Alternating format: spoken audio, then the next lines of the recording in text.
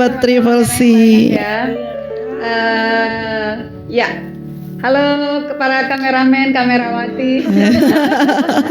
Ya, halo Ling, apa kabar Ling? Terus kalian mukanya ceria-ceria. Oh iya dong, secara hari ini gitu loh ya. Kayaknya hot hari ini ya. Aduh hot banget ya. Banget ya. Iya. Tapi kok pada pakai jaket ya? Hot tapi pakai jaket. Gak apa-apa Kak, jadi kayak tentara kan. Oh iya ya, perwakilan ya. Oke. Hari ini kita senang sekali bisa kembali bersama dengan kita di sini Triple C. Iya. Where Christ is in. Kayaknya ulang deh. Kayaknya gimana gitu, kurang kompak, kayak kaget ya. Oke. Oke. Oke, Triple C. Where Christ is in. Yeah. Lebih kompak sekarang ya. Ya. Baiklah teman-teman.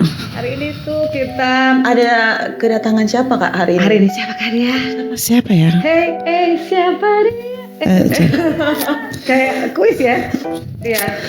Aduh, kayaknya udah nggak sabar ya menunggu. Bendera kita nih bendera merah putih. Kira-kira hari ini hari apa ayo? Ayo, hari apa? Ayo. Hari apa? Kameramen, kamera girl. Ayo. Hari apa? Pawati. Apa ya?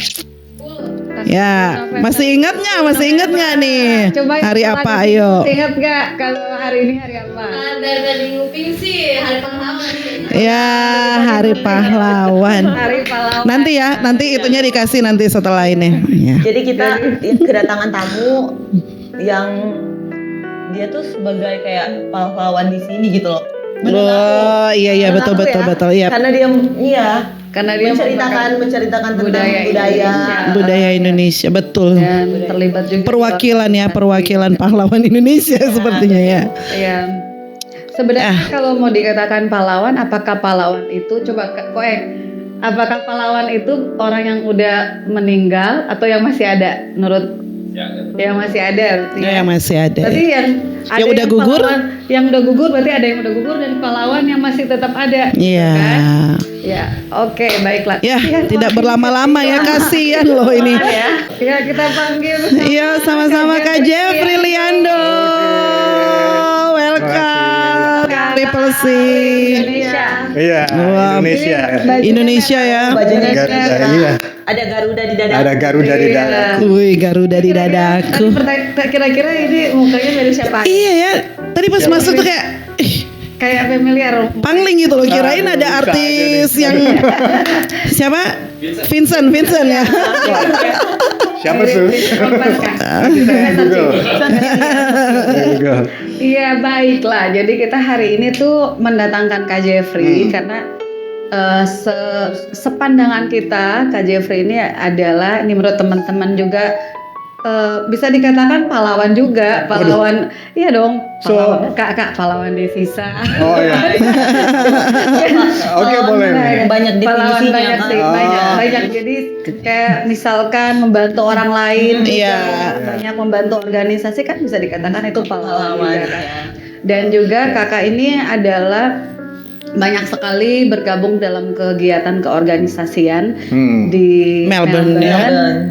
Sekalipun kakak ini orang Indonesia, tetapi kakak kalau kita lihat nih Facebooknya kakak tuh rame aktif banget sebagai ketua apa namanya Diaspora. organisasi kawan Nua sedunia lah. Iya, betul. Diaspora. Juga channelnya kan. Iya Iya.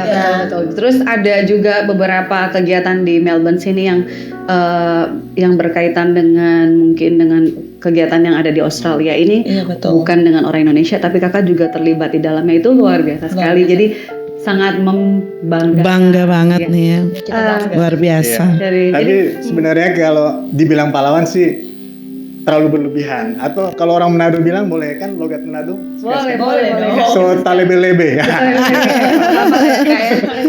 Sota lebe. Iya. Cuma Apa kabarnya kak? Baik, Kakak, baik, ya.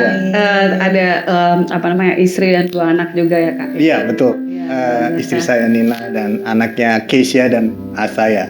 Luar biasa. Wah, puji Tuhan. saya. Nah kak, kita langsung ke pertanyaan boleh ya kak ya? Oh ya boleh. Jadi kita tuh pengen bertanya sama kakak soal kaitan dengan hari ini kan adalah Hari Pahlawan. Pahlawan nasional gitu ya. Walaupun kita masih udah tinggal di Melbourne, tapi kita masih bukan merayakan ya, Memperingati gitu ya. memperingati ya, Iya. memperingati hari-hari yang ada di Indonesia. kita bawa ke sini gitu loh kak. Jadi kalau kak dalam kaitannya dengan Hari Pahlawan,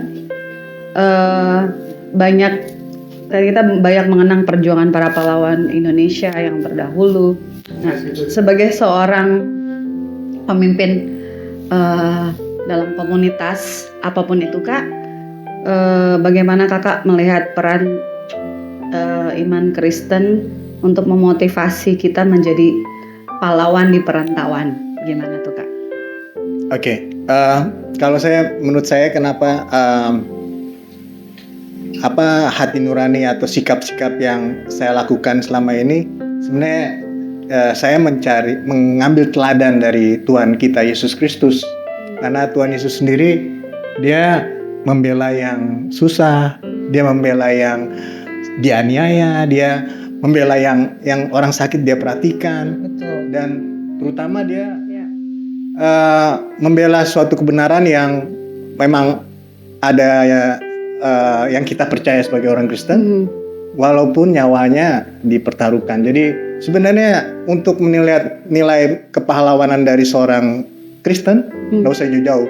Tuhan Yesus dan para rasul juga banyak cerita-cerita. Saya nggak hafal ayatnya apa, tapi di Perjanjian Lama banyak sekali kalau kita mau lihat di kitab Perjanjian Lama soal kepahlawanan di bangsa Israel.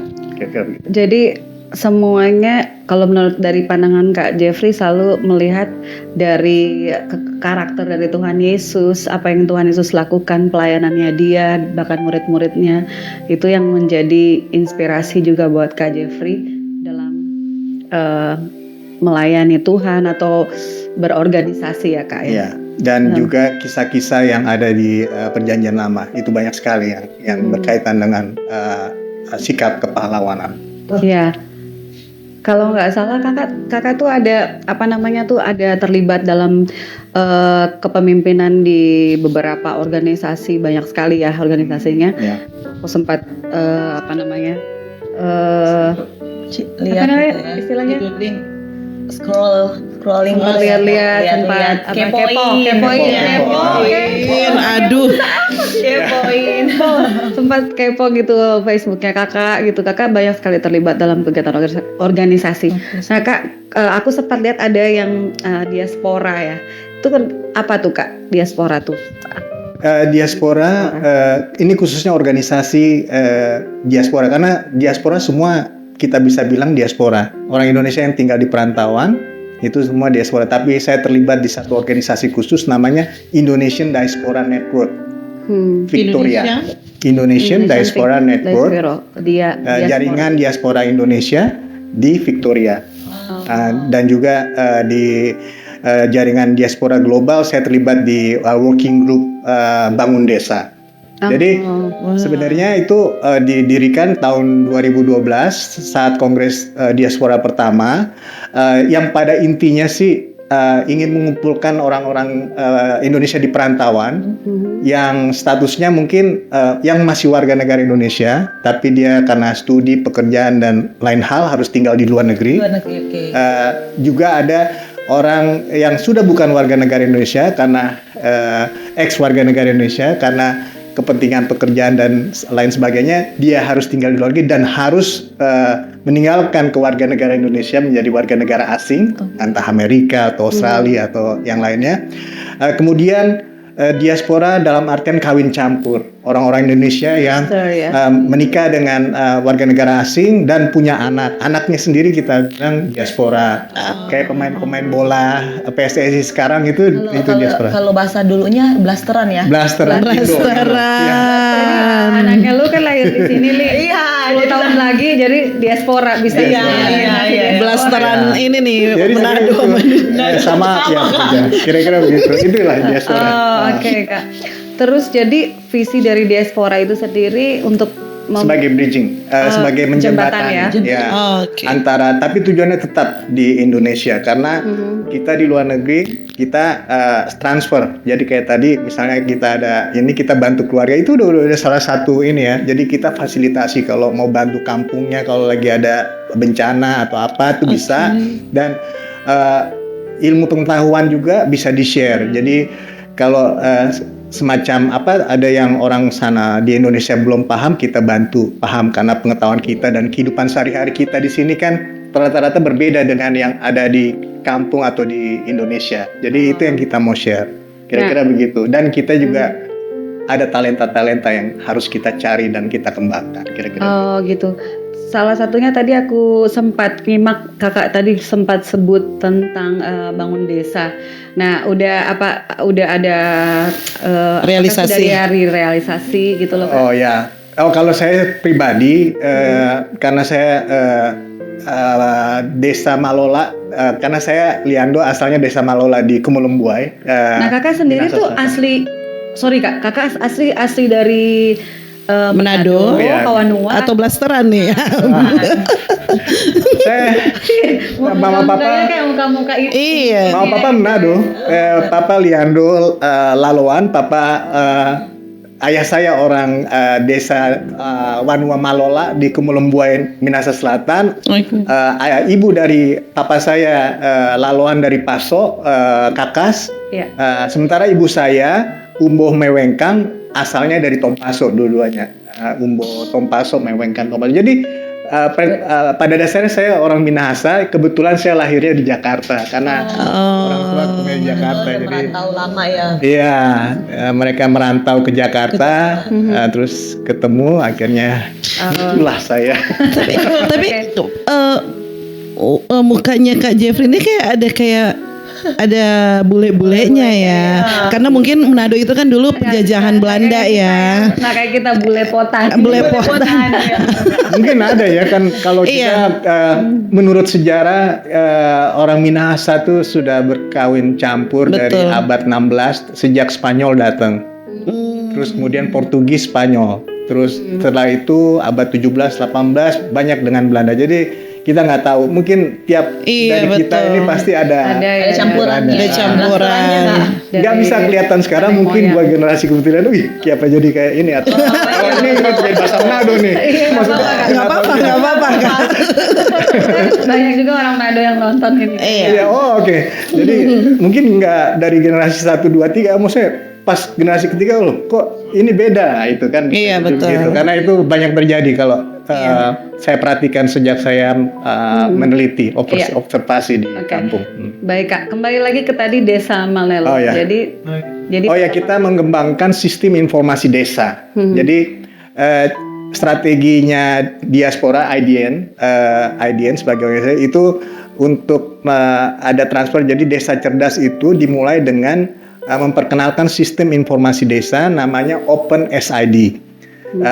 Di mana itu sistem itu mengatur administrasi kependudukan ya dan administrasi desa itu sendiri. Jadi semua database ya. Jadi membuat surat keluar, surat masuk itu udah otomatis. Jadi itu yang kita perkenalkan dulu. Jadi ada data statistik. Jadi tahu ini ada berapa statistik dari desa itu, terus hasilnya apa. Jadi kita masuk dari sistem. Kalau kita udah tahu sistemnya, baru kita kasih saran apa yang perlu dikembangkan. Nah, sampai saat ini ada beberapa desa yang udah berhasil kita ini di Minahasa. Tapi untuk organisasi Indonesian Diaspora Network Victoria, kita punya desa, kita bukan bilang desa ini ya, kita bilang desa binaan, desa partner ya, di Nusa Tenggara Timur, desa Nelela Madike. Ya, itu dari IDN. Cuman kalau saya dari konteks Kawanua ada di Desa Mahlola, terus ada beberapa desa di Kolongan, Tomohon, dan sekarang ada satu yang sedang berada di pipeline. Jadi kira-kira gitulah kita mau luar biasa. bikin orang desa Jadi kayak paham. mengedukasi juga. Mengedukasi dan memperbaiki sistem. Oh, luar biasa. Jadi Ya. sistemnya tuh sistem desanya lebih baik. Lebih baik. Lebih tertata gitu ya, Tertata Kak. dan lebih accountable karena mereka sudah menerima dana desa. Jadi harusnya mereka bisa mengimbangi dengan dana desa yang diberikan oleh pemerintah dengan sistem mereka. Kira-kira begitu. Iya, ya. Luar biasa. Oke. Ini luar biasa sekali Kak Jeffrey, organisasinya ini sangat membantu beberapa desa yang sudah Ya. dibantu gitu selama ini, dan ada juga yang kita tahu lagi ada Kawanua Sedunia tuh Kak. Nah, Kawanua Sedunia itu dia Beda sama diasporanya apa nih ya? ini apa gitu. Kalau yang kepanjangan. Iya, kepanjangan dari kepanjangan Kawanua itu tuh. Oh, kepanjangan dari Kawanua. Oh, iya. K itu Kepanjangan kan dulu dari yang saya tahu K itu Kawanua atau Karoong itu artinya K itu teman, Wanua tuh kampung. Jadi teman dari satu kampung, atau Karoong, teman dari satu roong. Kalau orang jadi misalnya dari Manado ketemu di Jakarta itu sama-sama Kawanua. Jadi kalau orang kan disebut Kawanua kalau tinggal di luar Minahasa. Iya, Kalau di dalam betul. nggak bisa disebut. Betul. Jadi pada saat di luar, kira-kira begitu. Itu definisi. Kayak Jadi gitu. Ini aku yang orang Manado aja sendiri nggak ngerti apa arti Oh, iya. Kawanua ya. Iya. Oh jadi kita ini Kawanua ya Kak Jeffrey, Iya, sama-sama Kawanua. dari lahir di Manado Iya. gitu, ketemu di perantauan gitu ya, Perantauan. Kawanua. Kalau Kak Jeffrey berarti bukan Kawanua dong. Ini definisi. Saya lahir di Jakarta, tapi orang tua dari Minahasa. Nah, definisi ini memang harus diperjelas karena sebagian orang mungkin menganggap saya bukan Kawanua karena saya lahirnya di Jakarta, bukan di Minahasa. Tapi saya percaya perkembangan zaman ya, yang namanya paradigma pemikiran itu akan berubah. Mudah-mudahan mulai sekarang ada terjadi perubahan paradigma. Jadi arti Kawanua itu tidak perlu yang dari Manado atau Minahasa datang keluar tanah Minahasa, tapi juga yang lahir di luar Minahasa, tapi orang tua dari Minahasa, leluhur dari Minahasa, kira-kira begitu. Oh. Kayak gitu ya Kak. Jadinya sekarang nih yang orang-orang Kawanua baru ngerti. Harus baru ngerti ya. Berarti Kak Jeffrey ini sama Billy juga ini kan lahirnya di Jakarta. Kayak Kawanua dari Kawanua dari Kawanua dari Jakarta. Oh. Karena Kawanua itu dari Kawanua itu emang dari Manado. Iya, bahasa Manado itu bahasa Manado. Wanua itu tempat kalau di kampung. Oh, Wanua tempat. Oh. Nah Kakak ini kan sebagai ketua, bisa dibilang pemimpin organisasi Kawanua Sedunia ya Kak. Nah kalau Kawanua Sedunia itu mencakup apa aja tuh? Oh ya, oke. Saya mulai singkat ya, sejarah singkat. Kawanua Sedunia itu didirikan 2012 bersama dengan Kongres Diaspora yang tadi saya bilang pertama di Los Angeles. Jadi Indonesian Diaspora Network dibuatnya di Kongres pertama Diaspora di Los Angeles tahun 2012. Nah, di situ banyak orang-orang Manado yang tinggal di California berkumpul ya di acara diaspora dan karena ada kesamaan sama-sama Kawanua, akhirnya mereka buat Kawanua Sedunia, organisasi ya. Akhirnya ada Kawanua Sedunia di Amerika sendiri, di Australia, di Jepang, di Singapura, di Belanda, Eropa. Jadi nah saya kebetulan ditunjuk oleh Ketua Umum Kawanua Sedunia Pusat ya, Dewan Pengurus Pusat Ibu Lucy Rumantir untuk mengurus Kawanua Sedunia di Australia. Wow. Jadi kira-kira Luar ada yang biasa. dengan Ya guys. ditunjuk ya karena Ya, ditunjuk. ada SK-nya. Jadi tapi namanya membangun dari awal kan agak sulit. Jadi saya coba bangun tapi nanti saya janji ke berikutnya pemilihan secara demokratis. Wah. Dan terpilih juga luar biasa. Iya, biasanya begitu kan kalau kita kira-kira begitu. Nah, harus setting up. Iya Kak, jadi ada juga kita di sini pengen bertanya sama Kakak kan kalau budaya Minahasa itu tuh cenderung nggak tahu sekarang apa masih ada kayak opo kayak gitu loh Kak. Dukun Nah, ya Kak ya. nah Kakak, jadi Kak Jeffrey ini tuh juga suka pas saya lihat tuh waktu itu di acara di KJRI Iya. ada sempat nari kabasaran gitu kan. Kabasaran, iya. Link juga ya. Aku ikut, Kak. Oh ini nih ikut kabasaran nih. Iya, jadi nah Kak kalau kita lihat ya Kak, ini kan kabasaran tuh sebetulnya kalau kita lihat ke belakang tuh ada Ada arti, ada arti ada gitu loh. maknanya nggak ya Kayak itu? Ro gitu. Ini pertanyaan Heeh. Nah, jadi kan waktu dulu itu ya, saya pernah lihat kabasaran itu tuh orang-orang pakai tengkorak ke sini, Iya. terus sampai orang tuh harus mabuk dulu, baru dia bisa narik bener-bener jadi kayak ada, ini mata saya sampai. Iya. Sama bawa Sebenarnya kayak ada ini ya, bawa apa pedang gitu ya, bawa pedang. Gimana kakak tuh mengapa ya? Memperpadukan antara iman kekristenan dengan budaya Budaya. Minahasa gitu. Oke, memang sebagai orang Minahasa agak struggle ya, karena sejarah leluhur kita begitu. Betul, Dan itu iya. bukan memang itu udah apa adanya seperti itu. Nah, sekarang intinya begini. Dulu leluhur kita percaya kekuatan namanya Kasuruan Wangko. Waktu Kristen masuk, dirubah jadi Amang Kasuruan Wangko Apo Yesus. Jadi sebenarnya karena Kristen belum diperkenalkan dulu, jadi kita tuh pada dasarnya orang Minahasa punya kepercayaan bahwa kita percaya sesuatu yang lebih besar dari manusia. Jadi kekuatan Kasuruan Wangko itu. Jadi itu budayanya kita. Nah, waktu Kristen masuk makanya lebih mudah karena sudah melekat di orang-orang kampung. Gitu akhirnya pas mereka memperkenalkan Tuhan Yesus dari misionaris Belanda NZG. Mereka langsung terima karena mereka percaya. Akhirnya banyak waktu itu ada kejadian, ada penyembuhan, ada wabah, akhirnya banyak yang diselamatkan atau gimana. Terus cara penguburan yang tadinya di Waruga itu kan bahaya itu kan karena dikompos, mayatnya kan dikompos itu ini akhirnya misionaris Kristen memperkenalkan dengan budaya Kristen bahwa kuburan harus bersih rapi, akhirnya penyakit hilang. Jadi hal-hal yang seperti itu perubahan zaman. Nah, kalau sampai sekarang ada teman-teman kita di Minahasa atau di luar yang masih mempertahankan budaya itu, ya kita anggap karena gini, di Kabasaran saya lihat ada yang pakai kontrol tapi mereka ada pakai salib. Jadi gini, pada intinya mereka memajukan budaya mereka, tapi mereka sadar bahwa mereka adalah seorang Kristen. Jadi ada di Tomohon saya lihat Kabasaran berdoa dulu pakai Bapa Kami yang ini, tapi pakai bahasa Tombulu. Jadi mereka sendiri struggle, tapi mereka berusaha menyatukan. Jadi pada intinya budaya nggak hilang, tapi agama iman Kristen jalan terus. Nah, saya pribadi, saya kalau ada atraksi Kabasaran, saya pasti percaya ke Tuhan Yesus dong. Walaupun tengkorak tapi hatinya lain ya, maksudnya. Kalaupun kita ada perusahaan ada amarah, tapi memang karena itu adalah tari perang. Tentara, seorang Kristen pun kalau misalnya harus perang, dia harus membunuh orang kan. Jadi kasarnya begitu nih.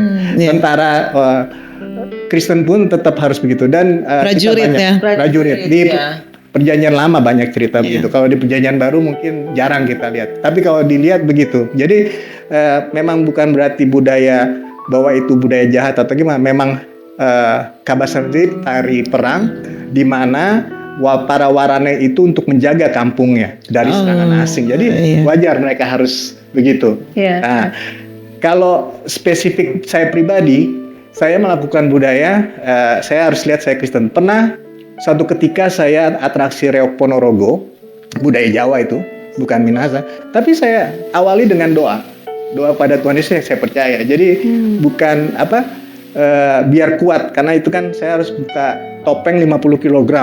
Wah, berat banget. Oh iya, nggak pernah salah- lihat di Facebooknya Ya, Kak kalau nggak Jeffrey bisa tuh. salah di belakang kan. Jadi saya percaya cuma Tuhan Yesus yang bisa kasih kekuatan. Jadi Betul, betul. secara kosmologi harusnya begitu orang Minahasa. Iya, Nggak jadi- cuma di acara budaya tapi sehari-hari juga begitu. Jadi kayak anggaplah itu kayak aksesoris aja ya. Aksesoris. Iya. Aksesoris Iya. aja, betul. Periferal. Udah bukan suatu yang di apa namanya kalau sakralkan gitu ya. Iya. Ada juga kan sebelum itu dia ngelakuin ritual segala macam ya. Kalau dulu-dulunya ya. Dulu. Kita ngeliat dari Mandi kebal ya istilahnya, Iya, mandi iya, kebal betul. gitu ya. Kalau yang itu memang itu udah kalau mandi kebal itu memang udah ritual-ritual apalagi kalau istilahnya saya lupa ada ritual satu lagi yang tiba-tiba bicara dengan popo atau bagaimana itu udah masuk roh. Nah, jahat. kita kan yang namanya Kristen kita tahu ada karunia kita bisa melihat Mana yang- roh-roh, ya kan? Kalau kita sendiri pribadi kuat, kita tahu mana roh yang jahat, mana yang roh. Iya. Jadi otomatis dengan kita tahu gitu, kita bisa tahu berani kita tampil di budaya, tapi karena kita udah punya amunisi, jadi kita udah mengetahui mana yang salah dan benar. Kalau Jadi, Tuhan lebih besar daripada kira-kira begitu. Nah, roh itu yang Tuhan, penting. ya. Roh Tuhan Lebih besar daripada roh-roh yang ada di Itu dunia. yang penting, itu yang kita percaya. Amang Kasuran Wangko orang Minahasa selalu percaya. Oh, jadi berubah ya itunya ya. Iya. Link ada Iya, pertanyaan mungkin? pertanyaan selanjutnya ya Om Iya. Jeffrey ya. Jadi mengenalkan generasi muda akan pahlawan Indonesia dan nilai kekristenan. Jujur saya sendiri sudah mengenal cukup lama Om Jeffrey sama keluarganya. Dan Om Jeffrey ini menurut saya dan suami sangat menginspirasi sekali. Jadi tuh kayak ya pahlawan juga Om. Iya. Pahlawan itu kan dalam segi kayak menginspirasi orang juga apa semua kan itu dikatakan pahlawan juga Iya, enggak ya? betul. Menurut saya pribadi ya. Ya. Suami Ling juga dibilang pahlawan ya. Iya, Pahlawan dalam keluarga. iya dong. Pahlawan Iya, keluarga. iya dong. Jadi gimana sih Om kayak kita kan generasi muda, gimana caranya tuh Om Jeffrey mengenalkan kayak gitu. Tapi kalau misalnya kayak secara saya pribadi, saya bisa menilai kayak apa ya, memetik lah apa ya nilai-nilai kekristenan juga dalam Om Jeffrey, karena kan Om Ya. Jeffrey banyak ikut organisasi terus Ya. kayak gitu, kayak semua acara ibadah Om Melayani. Jeffrey Ya. melayani Oke. juga, dibaptis juga kan baru-baru ya. Iya, tahun lalu di Planet Shakers, ya, baru itu pengalaman baru. Iya, puji gitu. Tuhan, Gimana ya. sih Om kayak Kalau untuk generasi muda sih, untuk mempertahankan nilai-nilai kepahlawanan dan nilai-nilai kekristenan, saya mulai dari nilai kepahlawanan tuh, yang jelas nilai kepahlawanan itu pahlawan kan orang di masa lalu, jadi kita harus tahu sejarah. Kalau dari mana kita tahu nilai-nilai kepahlawanan dari seorang di masa lalu kalau kita nggak tahu sejarahnya? Iya, Nah, betul. belajar khusus nilai-nilai Kristen, jadi karena kita orang Kristen, kita cari aja pahlawan Indonesia yang beragama Kristen di masa lalu siapa, kita ikuti, Marta. baca biografinya segala macam, kita tahu apa enggak tahu.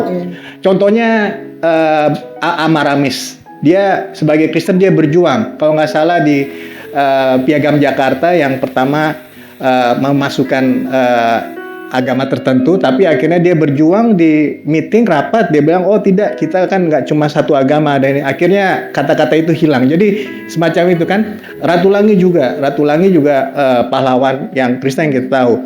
Ada lagi John Lee, pernah dengar Laksamana John Lee dari Manado ini, dia Laksamana John Lee, dia terkenal pelaut kapten kapal yang ditakuti oleh Belanda karena dia selalu tembus blokade Belanda waktu perang ini. Dia kalau lihat sejarahnya, dia bawa Alkitab selalu di ininya. Dia bawa Alkitab, dia percaya bahwa ini perjuangan saya untuk Tuhan. Tuhan dan manusia yang kita bebaskan gitu loh. Jadi intinya itu aja. Jadi belajar sejarah dulu, lihat orang-orang tertentu, terus berusaha ikuti, ntar pasti ketemu ya. dua-duanya. Nah. Iya. Harus rajin membaca tuh ya. Iya. Oh, nonton video juga bisa. Di podcast banyak YouTube ya. YouTube Google aja John Lee Amaramis. Apa-apa bisa langsung di googling ya. Iya. Nah, Pokoknya Kalau emang nggak bisa intinya baca, harus banyak belajar ya. ya. Mungkin di zamannya Kak Jeffrey dulu kan belum ada secanggih sekarang kan, harus ada punya buku-buku dong pasti Iya, kan baca. buku-buku Kalau ada. sekarang Sekarang lebih gampang ada. loh, tinggal dengar doang video Ya, ya. yang penting ada. Yang penting rajin dong sekarang Iya. bukan. Karena memang Oh niat. nilai-nilai itu kita jarang nilai itu kita dapatkan dari diri pribadi, kita baru lihatnya pas diri orang lain gitu loh yang kita teladani yang Tuh. dan berusaha menerapkan ke kita sendiri sih sebenarnya. Kira-kira begitu. Ya. Jadi waktu kita lihat orang lain, kita meneladani dia, baru kita lihat contoh, oh kita harus mengikuti kayak jejaknya atau apapun, belajar dari seseorang Betul. yang kita kagumi atau kita teladani. Iya, sama kayak aku bilang tadi, kayak yang aku sama suami itu kayak mengagumi. Iya, menginspirasi banget kan karya-karya Om Jeffrey ini luar gitu. biasa. Ria ada pertanyaan? Oh oke. Saya minum dulu sebentar ya. Silakan Kak Jeff. Bermain juga. Tadi kan Kak Jeff, kita udah Link tadi udah nanya yang refleksi ke generasi yang sekarang ya, Link.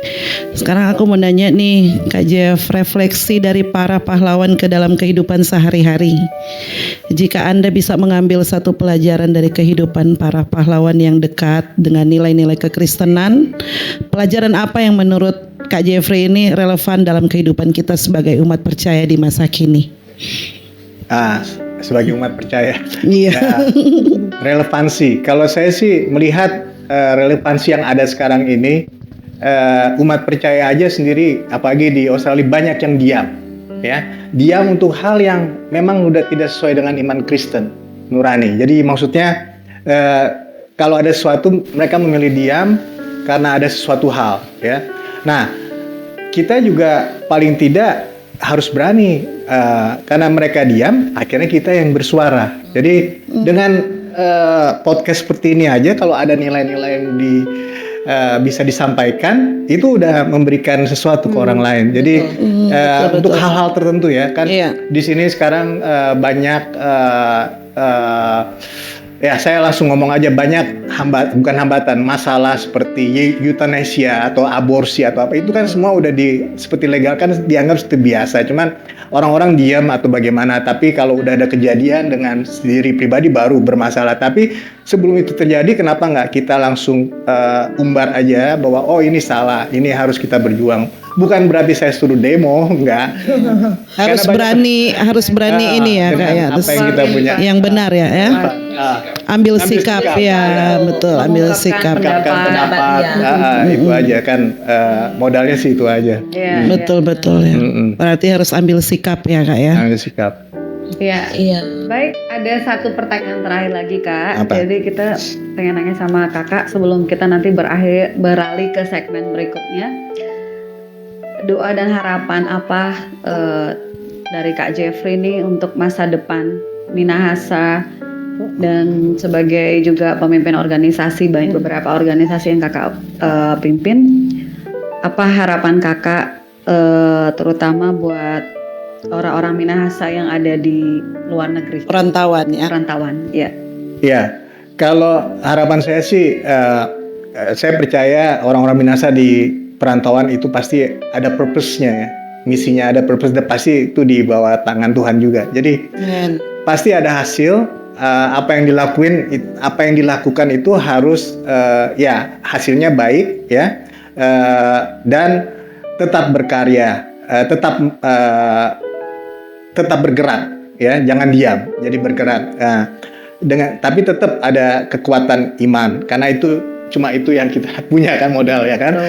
Jadi kalau untuk segi Minahasa ya, saya mengharapkan yang ada di luar negeri tetap berkarya, berkembang, atau punya apa yang bisa dihasilkan, apa yang bisa dinikmati di luar negeri, dia nikmati, apa yang bisa di-share kembali ke Minahasa, di-share. Jadi kira-kira begitu aja, nggak usah terlalu dipaksakan, oh harus 100% sementara kehidupan di sini enggak juga. Jadi balance aja. Tapi ya kira-kira begitu. Karena intinya orang di luar negeri diaspora Minahasa itu sebenarnya Kawanwa itu diaspora juga ya, nggak cuma orang Minahasa, orang lain juga begitu. Jadi tapi itu punya kekuatan iman.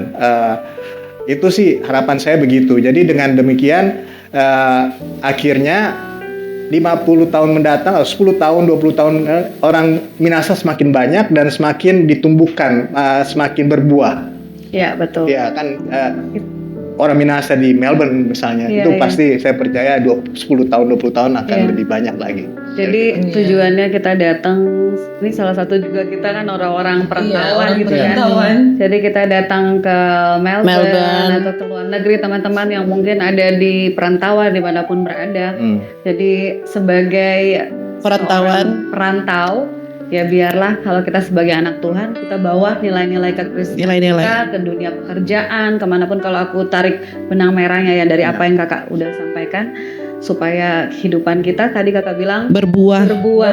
Jadi, Iya. jadi kehidupan kita nggak cuman kita nikmati buat diri kita sendiri, tapi buat banyak orang juga. Jadi berkat, Nikmati. ya. Sito Timoto. Tumoto ya, Sito Timo Tumoto ya Kak ya. Orang hidup Manusia kehidupan manusia hidup memanusiakan- untuk menguasai orang lain. Manusiakan orang lain. Hidupkan Ya. orang. Iya. Boleh kasih tepuk tangan dulu untuk ya.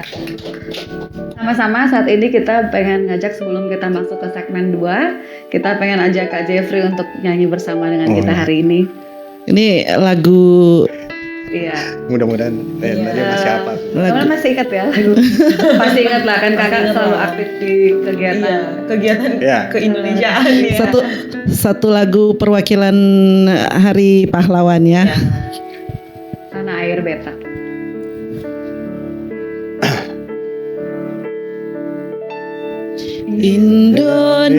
Indonesia tanah air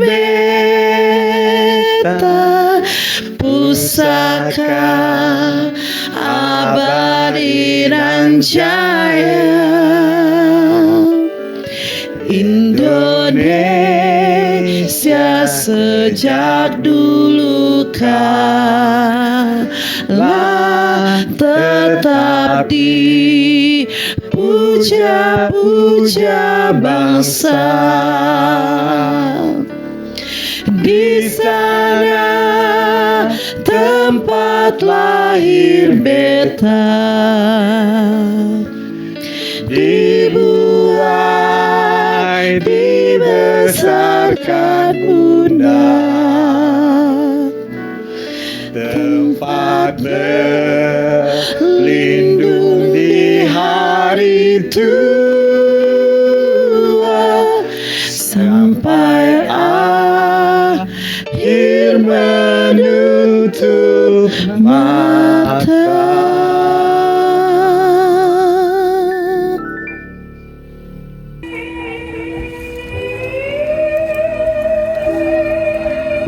Adalah orkestra peradaban yang indah nan lestari abadi.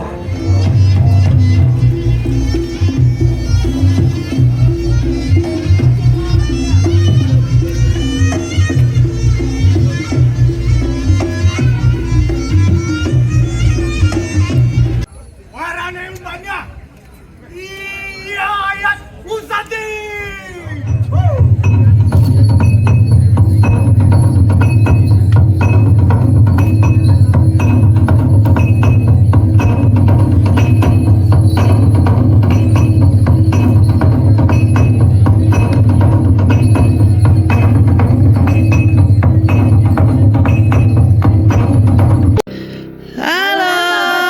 Halo, kembali lagi Kita kembali lagi di sini bersama dengan kami, Bersama kita. di kita Ya, semua. bersama kita semua Kita dengan semua. Iya. bintang tamu yang luar biasa, ada Kak Jeffrey Liando Oh. di sini Iya. di Triple C Where Christ is in. Ya, pintar ya semuanya. Padahal baru belajar tadi ya. Iya, luar biasa. Ya, kita sungguh hari ini sangat diberkati karena ada Kak Jeffrey di sini yang akan berbagi di segmen 2 ini. Kita akan lebih banyak bercerita tentang kesaksian hidup, apa yang dialami selama Kak Jeffrey berada di mungkin waktu di New Zealand atau waktu berada di Melbourne sini. Nah, tadi kalau teman-teman sempat lihat segmen pertama, ada banyak hal yang sudah Kak Jeffrey ceritakan dari bagaimana dia terlibat dalam keorganisasian, bagaimana dia terlibat dalam hal-hal kegiatan-kegiatan yang ada di Melbourne sini ya. Dan kalau tadi sempat kita break tadi ya Kak, kita sempat ngobrol-ngobrol gimana Kakak waktu terlibat dalam keorganisasian itu Kak. Ini ada pertanyaan, gimana Kakak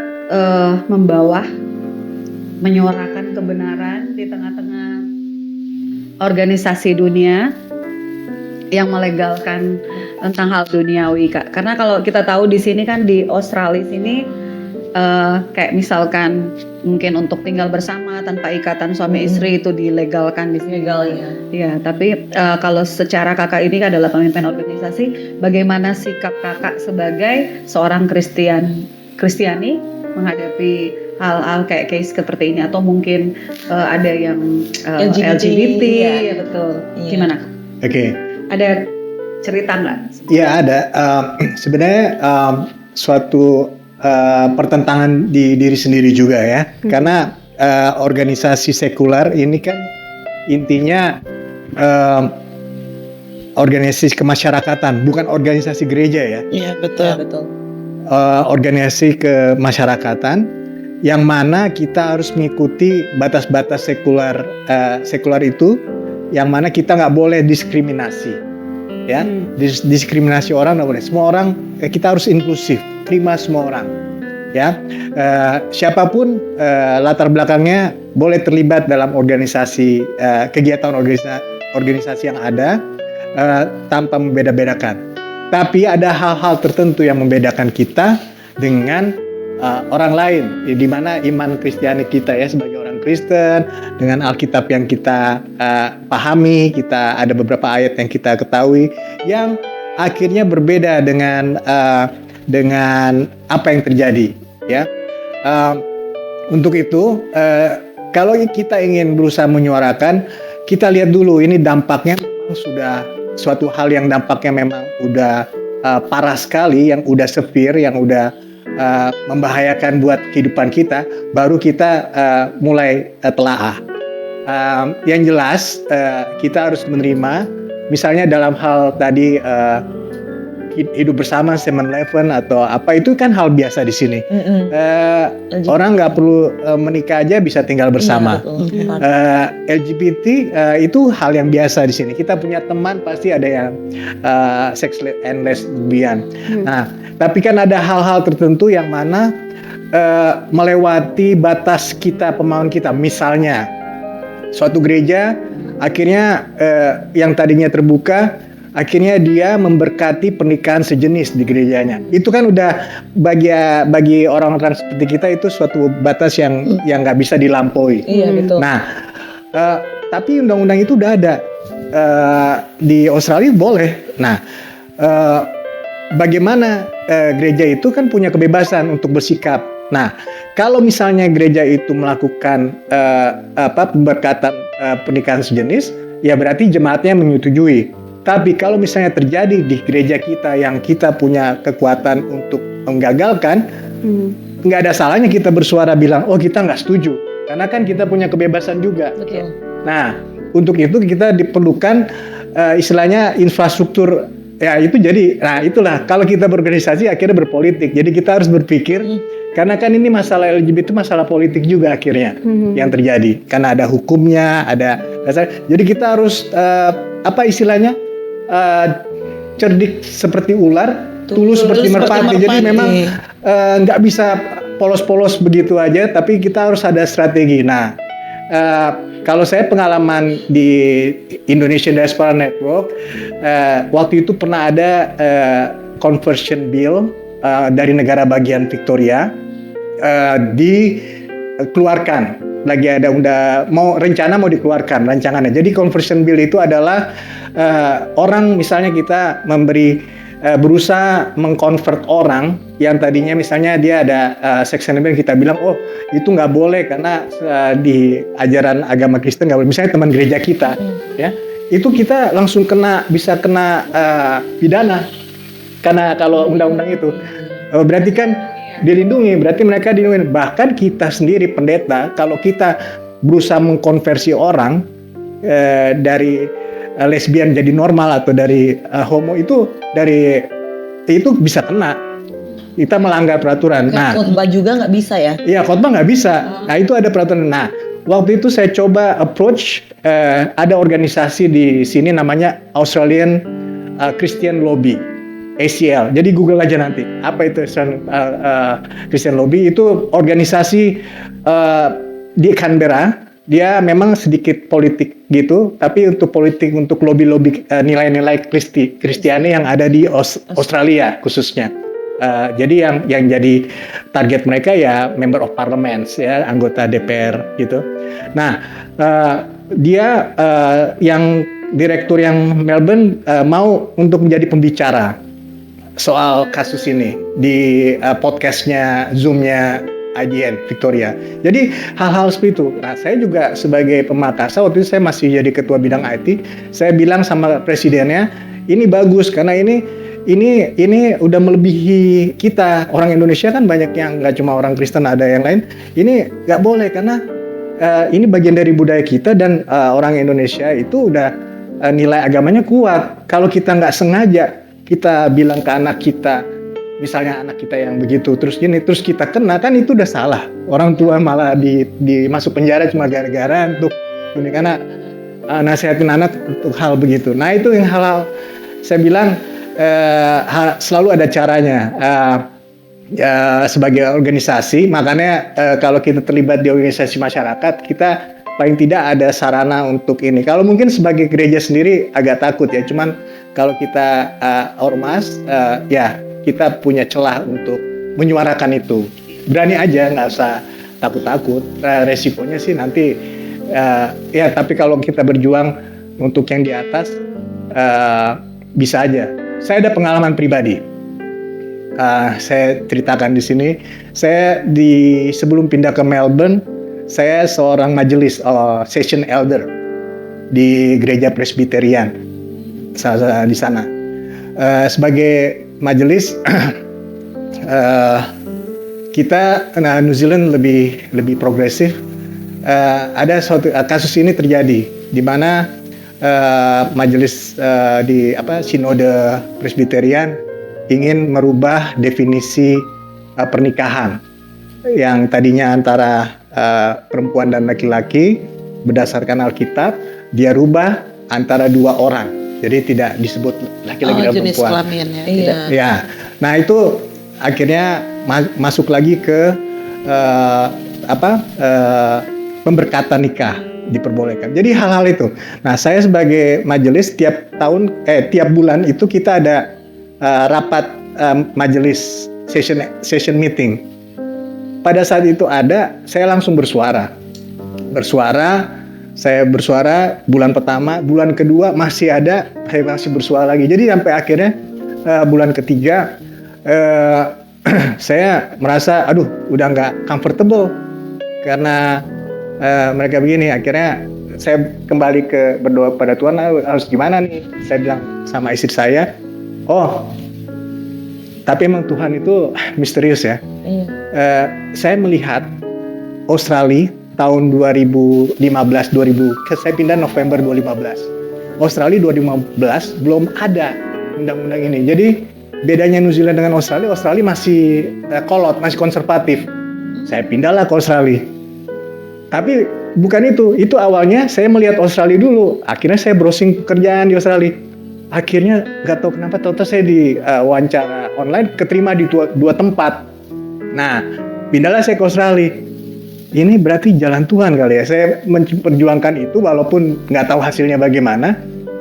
Pindah ke satu negara yang belum ada hukumnya. Akhirnya saya terpindah. Jadi saya melihat kepindahan saya ke Australia cuma gara-gara itu kan. Walaupun 2 tahun kemudian hukumnya sama. Mereka mengikuti hukum yang ada. Jadi akhirnya saya bilang ke istri, apakah kita pindah lagi ke Texas, Amerika ya kan? Mungkin Tuhan nggak minta begitu. Ini bukan hal yang kita bisa hindari, berarti harus kita challenge dengan apa yang kita bisa. Makanya saya terinspirasi untuk melakukan yang podcast tadi, yang conversion bill, kira-kira begitu. Luar biasa. Ya, waktu kakak juga berada di sini di Melbourne kan sebelumnya pasti tinggal di New Zealand gitu ya. Iya. Dan kalau nggak salah kakak dulu dari Indonesia itu Iya. sebagai itu zaman mahasiswa untuk belajar di Iya. sini. Mau cerita sedikit tentang Kak? Oke. Awal kakak sebelum kakak sampai sukses. Sukses sih belum. Yang penting jadi lah maksudnya. Sukses. Pengalamannya luar biasa ya, banyak Oke. banget. Proses Iya, ya. proses. Sampai apa yang saya alami sekarang ini memang suatu pertumbuhan yang ditambahkan oleh Tuhan dari yang sebelumnya. Jadi dulu waktu di Jakarta saya lulusan dari STEKPI di Kalibata. Billy tahu ya, STEKPI? Lulus terus saya kerja, keterima tadinya 2 tempat di ABN AMRO Bank, tetapi saya pilih yang pabrik yang di Balaraja, ada PT punyanya Astra. Di situ saya bekerja. Nah, saya mau cerita nih, saya ke STEKPI ini karena saya nggak lulus di UI. Saya pertama tes ITB, UMPTN, teknik industri nggak lulus. Terus saya masuk STEKPI. Tahun keduanya saya coba lagi tes Fakultas Ekonomi di UI, nggak lulus juga. Jadi saya nggak masuk ini, akhirnya saya teruskan STEKPI. Nah, tapi akhirnya saya bekerja. Nah, setelah itu saya apply lagi untuk peningkatan karir, saya ambil MMUI, nggak diterima juga. Nah, akhirnya sejak itu mungkin orang tua tahu, akhirnya ayah saya masih sifat, oh ya kalau mau ini sekolah, ini papa baru lihat ada pameran pendidikan di New Zealand, coba datang aja, datang nanti lihat gimana. Oh ya, akhirnya saya ini karena ada janji dapat beasiswa dari orang tua ya, maksudnya saya Dibiayain orang tua ya. akhirnya saya ke New Zealand, tapi ke New Zealand visi saya lain. Pada saya datang ke New Zealand, saya lihat, waduh negara ini bersih, rapi, orangnya nggak banyak, teratur. Akhirnya saya kuliah, ambil graduate diploma in finance. Saya ini akhirnya dapat master juga. Tapi setelah itu, sebelum itu saya masih di sekolah yang graduate diploma in finance ini, saya sambil bekerja. Tahu nggak pekerjaannya dapat apa? 4 tahun saya cleaning, jadi cleaner. 4 tahun cleaner. Jauh banget ya. Iya, tapi dari mulai bersih-bersih kantor, jam 5 saya jadi mulai jam 5, selesai jam 9, terus dapat bersih-bersih sinema 1, 2, 3 sampai jadi team leader karena dan itu startnya jam 4 pagi, harus jam 4 pagi buka di SAM, terus langsung bagi-bagi, oh kamu di foyer, kamu di sinema 1, 2, kamu 2, 3, pokoknya begitu. Dan targetnya jam 9 harus selesai. Terus akhirnya saya pindah lagi. Oh, sempet. Sorry Kak, jadi setelah lulus Sebelum lulus, sambil bekerja, sambil kuliah.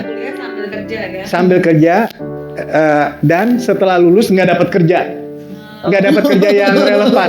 Jadi kan, tapi keuangan. Finance, ya. Oke, dilanjutin dulu. Ya, jadi ini pertama dapat pada saat kuliah. Kuliah udah selesai, nggak dapat pekerjaan, yang ada kerjaan itu diterusin. Oh, diterusin. Akhirnya saya makanya dapat jadi 4 tahun ya di ya, situ. 4 tahun jadinya. Saya full time kan, dan paling banyak 3 bulan saya sempat membersihkan public toilet yang ada di kota Hamilton. Saya di kota Hamilton karena itu project GES yang memberikan full time 40 jam. Jadi naik van gitu, pindah satu tempat lain. Semua public toilet milik City Council atau miliknya Kota Madya. Nah, di situ akhirnya Tabae pindah. Tabae. Akhirnya Tapi masih cleaning juga, tapi di pabrik susu. Jadi nggak jorok public toilet lagi, tapi pabrik susu yang lebih bersih, rapi apa. Jadi semua itu sampai orang tua saya juga, ini kok jadinya full time cleaning ya, cuma ada itu yang dapat, ya kan? Tapi full time cleaning dulu bisa apply PR. Jadi dulu belum dilihat relevansi. Jadi puji Tuhan saya berada di satu periode di mana PR masih gampang dicari. Wah. Jadi kalau sekarang kan udah nggak bisa, harus Tahun berapa tuh, Kak? relevan. Tahun berapa Tahun tuh? 2000 sampai 2004. Oh, Nah, Jadi gini Kak, jadi Kak, Masih jauh kita ya. waktu Kakak lulus sekolah, Masih jauh lulus Kak, aku sekolah, masih terus jadinya waktu apply PR itu sebagai cleaner. ya sebagai cleaner. Wah, Dulu masih bisa di New Zealand. karena masih gampang Karena- ya. Bukan job, Eleven. tapi yang Ya, karena ada poinnya 24 ya. Kita harus mencapai poin 24 dan pengalaman saya di Jakarta udah dapat 10, umur saya antara 25 sampai 30 tuh nilainya besar, 10 juga. Jadi umur saya 27 waktu itu. Jadi memang Tuhan kasih waktunya pas. Jadi semua poin tinggi, ditambah saya ada kerja full time. Nah, itu yang bikin ini kan saya dapat surat langsung berapa saat dapat. Itu ya PR tapi tetap cleaner, tak apa-apa, yang penting bisa hidup kan. Iya betul. Kalau di sini kan yang penting ada pekerjaan full time itu cukup ya untuk bayar sewa segala macam. Nah di situ baru setelah PR ya saya memutuskan panggil bekas pacar. Oh. istrinya sekarang kan. Iya, pacar waktu itu di gereja di GPIB. Kita aktif di Gerakan Pemuda GPIB. Saya GPIB Pelita, Lubang Buaya, di GPIB Horeb di Cilitan. Jadi Oh deket ya. waktu itu ada apa? Regio. Cililitan, Selatan soalnya. Cililitan sama Lubang Buaya. Jakarta Timur Jawa dong Timur. itu. Ya ada Regio Timur. Jadi ketemunya karena ada acara pemuda Regio. Deket lu dong di situ. Ya kira-kira gitulah. Jadi itu struggle memang sampai berdoa. Memang kalau emang begini kan kadang-kadang nggak kuat juga ya karena stres juga udah dapet graduate diploma kok belum bisa dapet yang relevan. Tapi memang itu akhirnya saya pindah ke Wellington melanjutkan master. Nah setelah dapat master baru bisa dapet yang relevan. Jadi memang saat itu pendidikan S2 waktu itu yang bikin saya bisa masuk ke angkatan kerja yang relevan gitu. Kalau nggak salah Kakak tuh sempat berkarir sebagai IT consultant ya Kak. IT consultant. Ya, itu yang pertama ya. Itu juga karena Tuhan juga. Jadi saya di keuangan jadi investment analyst, jadi financial planner. Terus muncullah global financial crisis tahun 2008. Itu krisis keuangan global. Iya. Saya dipecat dari tempat kantor karena investasi menurun, kantor udah nggak butuh lagi karena mereka untuk hemat juga. Akhirnya saya dipecat. Untuk balik ke pekerjaan sulit. Jadi saya 10 tahun menganggur, di mana anak kedua saya baru lahir, Isaiah. Saya waktu dia lahir saya kasih nama yang dari Alkitab, saya kasih nama Yesaya ya karena namanya Isaiah Yosua ya, karena saya percaya semua karena Tuhan. Kalau yang pertama Keisha. Nah akhirnya 10 bulan nggak bisa dapat kerja, tapi puji Tuhan Tuhan kasih jawaban. Saya mencoba ini baru field baru, bukan di keuangan lagi, tapi sebagai business analyst di sistem keuangan, jadi IT. Jadi masih IT tapi di bawah departemen keuangan, tapi sistemnya. Nah di situ mulai kontrak 6 bulan, kontrak 3 bulan, 6 bulan diperpanjang 9 bulan, akhirnya jadi permanen. Nah di situ mulai di salah satu BUMN di New Zealand. Jadi disitulah saya merasa ya hidup orang naik turun, tapi tetap Tuhan punya rencana ya. Kalau kita dikasih misi, kita ada purpose, ada tujuan, pasti semua Tuhan yang kendaliin. Jadi kendalikan, kita sih ikutin aja asal. Nggak usah takut ya Kak. Nggak usah lah. Ada pesan-pesan nggak Kak sebelum masih ada pertanyaan lagi? Oh iya. Oh iya ada nih. Ayah. Iya. Dari Pertanyaan selanjutnya kan Om Jeffrey kan kegiatannya banyak nih. Gimana sih? Iya kegiatan, ikut komunitas, apa semua banyak banget. Gimana sih caranya untuk membagi waktu bersama keluarga? Ya kegiatan banyak itu karena mungkin tuntutan saya pribadi sendiri karena saya nggak bisa diam orangnya kan. Nah, kalau saya percaya kalau saya nggak bergerak saya mati gitu. Tapi intinya gini, saya sebenarnya simple sih membagi waktu hari ini. Tahu kan ada private assistant Google Calendar. Tahu kan Google Calendar, saya kalau ada apa-apa kayak ada penjanjian ini saya langsung taruh di Google selama nggak clash. Terus kalau mau antar anak atau mau urusan apa dengan Nina, jadi dan itu Google Calendar juga dilihat sama istri saya. Jadi kalau dia melihat, ya kalau dia bilang manage gitu ya Om? manage ya. Jadi kalau dia lihat ada acara yang ini, kalau istri saya bilang untuk apa sih? Apa nggak perlu deh acara nih Casey aja anterin kita. Nah itu baru saya udah paksa kita ini saya cari alasan bilang, oh sorry ini nggak bisa nih gini. Padahal karena ini. Jadi ada pertimbangan pasangan juga penting kan? Iya betul. Ya kadang-kadang anak Tuh saya dengar juga. tuh para pasangan. Ya. Ya, para pasangan. Ya. Jadi Google saya, kalender saya sharing sama. Iya. Jangan dipegang sendiri ya. Soalnya yang aku tahu tuh Om Jeffrey ini family man juga. Iya. Banget iya. Iya. Luar biasa. Ya itu cuma pakai Google Calendar aja sih. Yang perlu Juga tapi di rumah juga Iya. terinspirasi sama Kak. Iya. Google Calendar tuh penting kayaknya ya. Itu ada reminder Saudara kita harus di mark gitu loh. dan di share sama pasangan. Nah, jangan dipakai Kalau perlu anak sendiri. juga. Oke. Google Calendar itu kalau kita buat, kita bisa invite juga email. Saya kalau buat acara keluarga saya invite istri saya, anak saya 2 itu kan udah punya email, saya invite juga. Atau Google Calendar bisa ada invite juga, invite by link. Itu di-share, kita punya WA group cuma saya sama 2 anak saya. Jadi kita punya WA group keluarga. Nah, di situ waktu komunikasi juga kita share. Oke, Kak. Dalam perjalanan karirnya Kakak, dalam perjalanan kehidupannya Kakak nih, sejauh ini, anak-anak kan sekarang udah besar ya Kak, ada berapa? Sekarang nggak ada 2 ya? 2. Ya. Dalam perjalanan karir ada nggak Kak yang Kakak merasa kayaknya masih ada yang belum tercapai, ada yang kayaknya masih belum dicapai sama Kakak sejauh ini, baik untuk anak-anak mungkin buat Oke. kerinduan. Ya kehidupan saya puji Tuhan waktu anak saya pertama lahir saya masih kerjanya cleaning ya. Jadi kalau orang kerja cleaning kan selesai kerja udah nggak mikirin apa-apa lagi. Kalau kerja kantoran tuh sampai rumah masih dipikirin karena besoknya apa. Jadi puji Tuhan tepat. Jadi waktu itu saya menikmati masa saya dengan Keisha.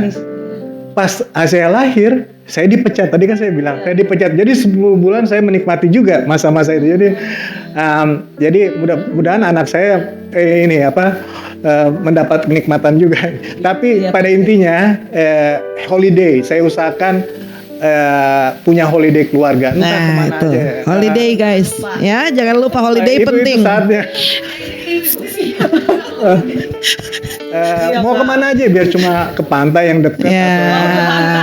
ke park Iya. atau kalau bisa kemana keluar ngopi itu gitu lebih ya. bagus. Tapi itu. Nah, ada satu mimpi yang belum. Oh, satu mimpi. Holiday ke Yerusalem, Israel berempat kita. Cuman itu belum tahu kita kapan Tuhan kasih, tapi itulah ya. Pasti ada kairosnya Tuhan itu. Ya. Waktunya kan. Nah, itu yang kita mau. Itu. Luar biasa. Sangat diberkati banget nih Kak. Kedatangan Kak Jeffrey di sini yang sudah berbagi cerita dengan kita, baik hal yang bersifat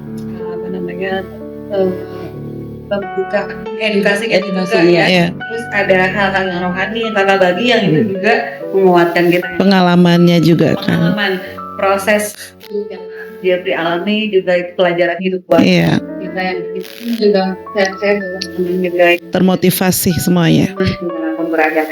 Satu pertanyaan terakhir Kak, boleh Kakak lihat kamera? Kamera ada Iya. 3 kamera. Yang Ini mana? kamera Kak. Oh, iya. Oh, yang ini ya. Oh iya. Oke. Kita punya pertanyaan terakhir, apa harapan Kak Jeffrey untuk orang-orang yang ada di luar sana, para perantauan yang masih sekolah mungkin atau baru datang di luar negeri meniti karir gimana? Ya, oke. Tabea Shalom Tabae.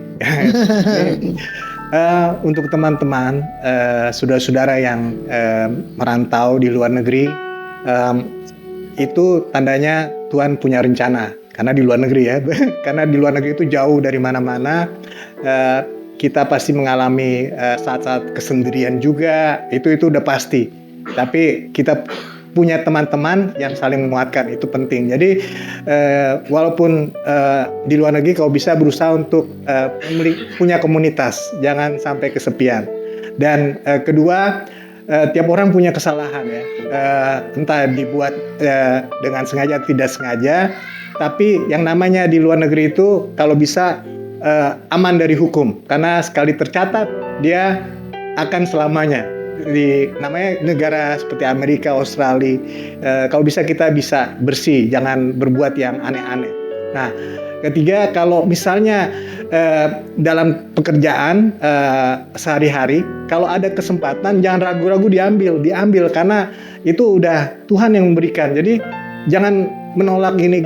Kalau memang ada itu dipikir-pikir bagus, ambil aja gitu loh. Jadi apapun opportunity-nya.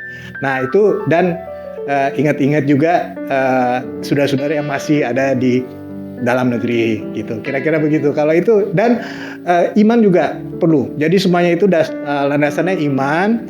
Kita menyadari latar belakang kita dulu, bagaimana kita dulu, karena kalau kita memahami kita sendiri di mana kita dulu, kita bisa tahu kita ke depan seperti apa nantinya yang kita bisa perbaiki. Dan ya sebagai orang Kristen kita harus tetap berdoa, baca Alkitab, dan kita imani Tuhan Yesus selalu mencintai kita, menjaga kita dan keluarga dan semuanya. Amin. Luar biasa. Seperti hari pahlawan ini kita juga menunjukkan dengan hari pahlawan ini kita juga bakal menjadi pahlawan. Skala kecil keluarga kita jadi pahlawan buat keluarga. Kiranya podcast hari ini kita dapat sesuatu yang luar biasa, nilai-nilai kekristenan terlebih, supaya waktu kita menjalankan hidup kita nggak lupa kita harus teladan.